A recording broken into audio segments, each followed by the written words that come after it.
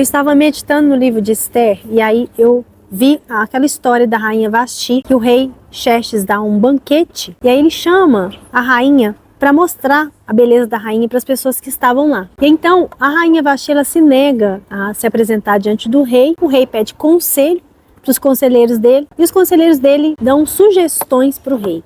E aí, o que me chamou a atenção nesse texto, está lá em livro de Esther, é o versículo 19, lá no final do versículo 19, quando os conselheiros do rei falam assim com ele: por isso, se for do agrado do rei, que ele emita um decreto real e que seja incluído na lei irrevogável da Pérsia e da Média, determinando que Vasti nunca mais compareça na presença do rei Xerxes. Também deu o rei a sua posição de rainha a outra que seja melhor que ela. Aí eu fiquei pensando, esse versículo saltou aos meus olhos. Os conselheiros falaram para dar o posto de rainha a outra que fosse melhor que ela. Então, gente, lendo a história lá de Saul, eu percebi o mesmo versículo lá em 1 Samuel 15. Olha que interessante. Quem Deus considera como melhor? Diante de Deus, quem é melhor? Então, 1 Samuel, versículo 15, conta a história de Saul.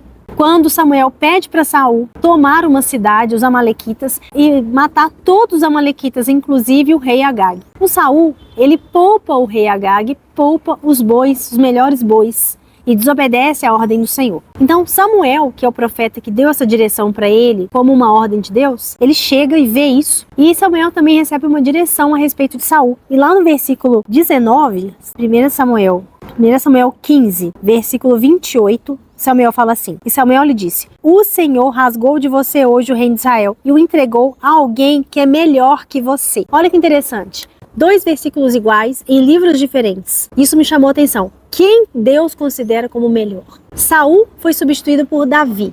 Vasti foi substituído por Esther. Por que Deus considerou Davi e Esther como melhores do que Saul e Vasti? Por causa da questão da obediência, do coração. A falta de obediência fez com que essas pessoas perdessem o posto de rei e rainha. E Deus substituiu elas com pessoas que foram obedientes ao Senhor. A obediência a Deus, gente, ela é algo muito sério. Ela nos atrai o favor de Deus. Porque quando o Senhor, ele dá uma direção para mim e para você, ele quer que a gente cumpra. Tem pessoas que não ouvem, tem pessoas que ouvem e demoram a fazer. Tem pessoas que ouvem e fazem. E tem pessoas que nem buscam. Então, quem é você? Quem sou eu aí? Eu busco a vontade do Senhor? Quando o Senhor me fala algo, ainda que seja difícil, eu cumpro? O que eu e você temos feito com as direções que Deus me dá e Deus te dá?